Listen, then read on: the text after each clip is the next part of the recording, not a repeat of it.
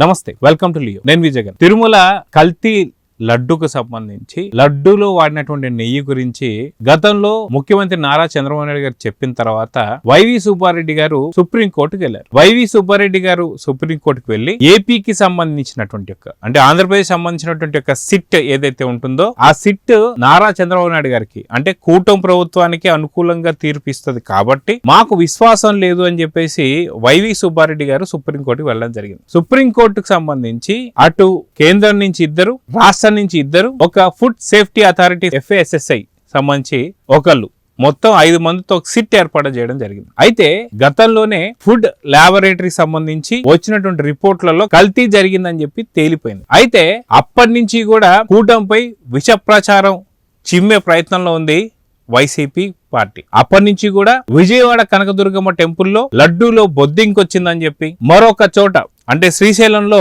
మేకొచ్చిందని చెప్పి, ఇటీవల కాలంలో సింహాచలం అప్పన్నకు సంబంధించిన ప్రసాదంలో నత్త వచ్చిందని చెప్పేసి చాలా రకాల విష ప్రచారాలు అయితే వైసీపీ పార్టీ చేయడం జరిగింది. కానీ వీటికి సంబంధించి ప్రతి చోట ఎంక్వైరీ చేసి టెక్నికల్ గా పూర్తిగా నిర్ధారించి వైసీపీ వాళ్ళు చేసింది అబద్ధం అని చెప్పి ఇప్పటికే తేల్చి చెప్పింది. అయితే వైసీపీ వారిపై వచ్చినటువంటి ఒక తిరుమల కల్తీ లడ్డుకు సంబంధించి తిప్పికొట్టే ప్రయత్నంలో ఎన్నో రకాల విష ప్రచారాలు చేస్తూ వస్తుంది. అయితే తిరుమల లడ్డు కల్తీ జరిగిందని తెలుసుకున్న తర్వాత ప్రపంచ వ్యాప్తంగా వెంకటేశ్వర స్వామి భక్తులు ఎవరైతే ఉన్నారో వారందరూ కూడా ఒకేసారి హిందూ మనోభావాలు దెబ్బతినడం జరిగింది. దాదాపు చాలా సార్లు మనోవేదన కూడా గురయ్యారని చెప్పి తెలిసింది. గతంలో కూడా వైఎస్ రాజశేఖర రెడ్డి గారు తిరుమలకు సంబంధించి 7 కొండలు ఉండగా వెంకన్నకెందుకు 7 కొండలు 2 కొండలు చాలా అని చెప్పేసి అనడం జరిగింది. దాని తర్వాత రాజశేఖర రెడ్డి గారు ఏం జరిగిందనేది రాజకీయంగా ఎంతో మంది ఎన్నో రకాలు చర్చించుకుంటారు. అయితే ఆ విమర్శల తర్వాత కూడా జగన్మోహన్ రెడ్డి గారు తిరుమలకు సంబంధించినటువంటి యొక్క విశేషాలపై ఎన్నో రకాల చర్చలు అయితే చేయడం జరిగింది. అది కాక తిరుమలలో జరిగేటువంటి ఒక పాలన కావచ్చు, కార్యక్రమాలు కావచ్చు, కైంకర్యాలు కావచ్చు, వీటన్నిటిలో దృష్టి పెట్టడం జరిగింది వైఎస్ జగన్మోహన్ రెడ్డి. అటు అన్నప్రసాదాలలో కల్తీ, అటు శ్రీవారికి సంబంధించి లడ్డూలో కల్తీ, అదేవిధంగా శ్రీవారికి సంబంధించిన పట్టు వస్త్రాల శాల్వల్లో కల్తీ, అటు గోవిందరాజుకు సంబంధించినటువంటి యొక్క గోపురం ఏదైతే ఉందో ఆ గోపురం సంబంధించిన బంగారు తాపడం కల్తీ, 50 కిలోల బంగారం కొట్టివేత, తల నీలాలు ఇస్తే వాటిని బయట నుంచి అమ్మేసుకున్నారని చెప్పేసి అదొక ఆరోపణలు, పరకామణి చోరీ కావచ్చు, పరకామణి కేసులో ఒక CA సతీష్ కుమార్ సంబంధించి అలా తిరుమల కొండ మీద మొత్తం కూడా వాళ్ళు చేసిన అవినీతి అక్రమాలు అన్ని ఇన్ని కావు. అదే విధంగా ఆ పరకామణి కేసులో పోలీస్ ఆఫీసర్ సతీష్ కుమార్ గారిని కూడా హత్య చేశారన్న సంగతి తెలిసింది. ఇవే కాకుండా ఖాళీ మద్యం బాటిల్ పోలీస్ అతిథి గృహం పక్కన పెట్టి తిరుమలలో వాటిని షూట్ చేసి ఇంకో రకంగా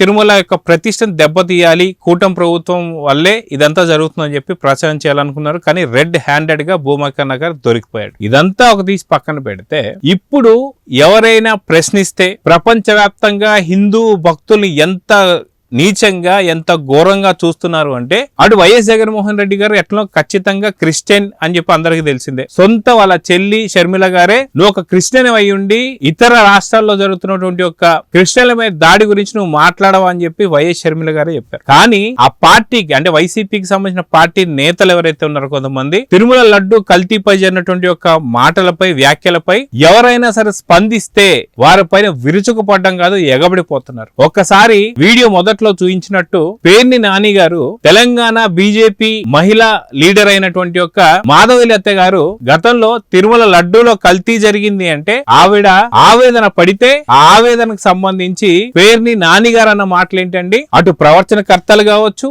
అటు కాషాయ దుస్తులు ధరించేటువంటి ఒక హిందువులకు సంబంధించి మాట్లాడేటువంటి ఒక స్వామీజీలు కావచ్చు, అదే విధంగా బీజేపీ లీడర్ అయినటువంటి యొక్క మాధవి లత గారు కావచ్చు, ఇలా తిరుమలపై ప్రచారం ఏదైతే పూర్తిగా తిరుమల లడ్డు కల్తీపై మాట్లాడే వాళ్ళు కావచ్చు, ఈ ప్రచారం చేసే వాళ్ళు కావచ్చు, వాళ్ళందరినీ కూడా వంకాయను కోసినట్టు కోసి దానికి ఉప్పు కారం దట్టించి గుత్తొంకాయ వండినట్టు వండుతాడు.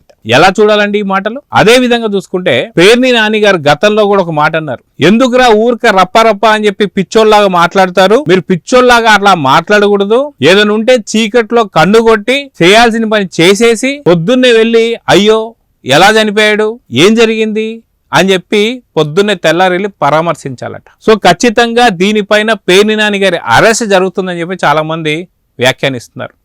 వాస్తవానికి కూటమిలో ఉన్నటువంటి ఒక బీజేపీ ఆ బీజేపీ నాయకురాలైనటువంటి మాధవీలత గారిని ఒళ్ళంతా కోసి ఉప్పు కారం దట్టించాలి అని చెప్పేసి అంటున్నాడంటే ఎలా చూడాలి? వాస్తవంగా కల్తీ చేసింది వీరు. ఆ యొక్క సుప్రీంకోర్టు ఆదేశాల మేరకు ఏర్పడిన సిట్ ఫైనల్ చార్జ్ షీట్ లో కూడా వైవి సుబ్బారెడ్డి గారి యొక్క పిఏ 235 కోట్లు దీనికి సంబంధించి కుంభకోణం జరిగిందని, ముడుపులు తీసుకున్నారని, ఇది ఖచ్చితంగా ఇంకా చాలా పెద్ద తలకాయలకు వెళ్తున్నాయని చెప్పేసి అన్నారు. సో ఇప్పుడు వైసీపీకి సంబంధించి ఆ యొక్క కలియుగ వెంకటేశ్వర స్వామిని పూర్తిగా భ్రష్టు పట్టించినటువంటి తరుణంలో ఈ పాపాన్ని కడుక్కునేటువంటి ఒక ప్రయత్నంలో కూటమి ప్రభుత్వంపై చిమ్ముతున్నటువంటి విషయాన్ని చూడాలి. కానీ మహిళ అని కూడా చూడకుండా పేర్ని నాని గారు ఇలాంటి వ్యాఖ్యలు చేస్తున్నారంటే వాస్తవానికి గతంలో కూడా చీకట్లో కన్నుగొట్టి పొద్దునే పరామర్శించాలని చెప్పేసి అన్నప్పుడే అరెస్ట్ చేసి ఉంటే బాగుండు. కానీ అలా చేయకపోవడం, ఇది మా మంచి ప్రభుత్వం అని చెప్పేసి అనుకోవడంతో వాళ్ళు దాన్ని అలుసుగా తీసుకొని ఇలా రెచ్చిపై చేస్తున్న వ్యాఖ్యలు మాత్రం ఎలా చూడాలి? సో దీనిపైన ప్రతి ఒక్క హిందువు కావచ్చు, హిందువులు కాకపోయినా సరే